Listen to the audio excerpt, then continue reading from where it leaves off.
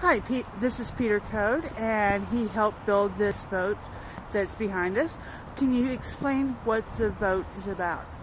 Okay, these boats were commonly used in the 17 and 1800s as ship's boats. Some of the boats were carried on board larger ships. This is probably one of the larger ship's boats at 38 feet long. This takes a crew of 10 oarsmen and a captain, coxswain, and bow. So generally this boat needs 13 people to operate properly. So this boat also has sails as well. These boats were commonly used in the period of the War of 1812 to carry troops, carry officers, but also played a role in strategic use in battles. They were very fast. They could probably outmaneuver some of the ships. So they were used for various assignments to do with naval warfare.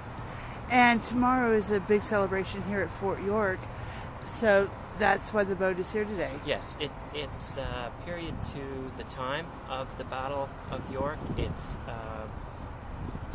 And these types of boats were used by all navies, not just the British Navy. So boats like this, the English had them, the French had them, the Portuguese, the Spanish, and the Americans. So it wasn't just like one side had boats like this.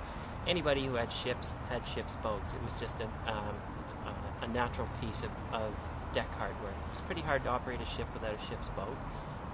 So more than likely during the Battle of Fort York, Americans would have been in this type of boat. Oh yes, in a big way.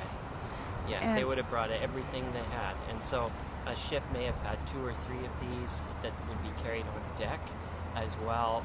When they were planning an invasion like that, they may have towed a few extra ones along, because you can't just beach a ship. No.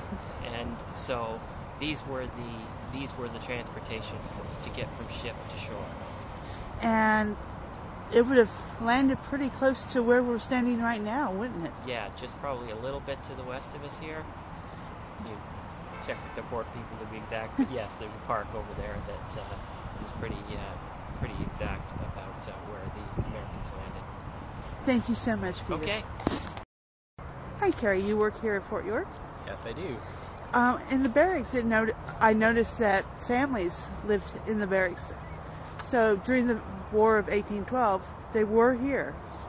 They weren't here on the site during the battle itself.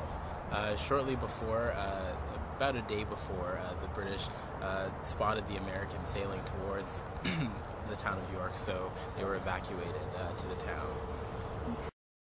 As soon as she was distracted, he slipped away and headed back to the garrison. So that's Kidd. Sorry, it wasn't the barracks master's son. It was a quartermaster's son. P. Finn witnessed the explosion.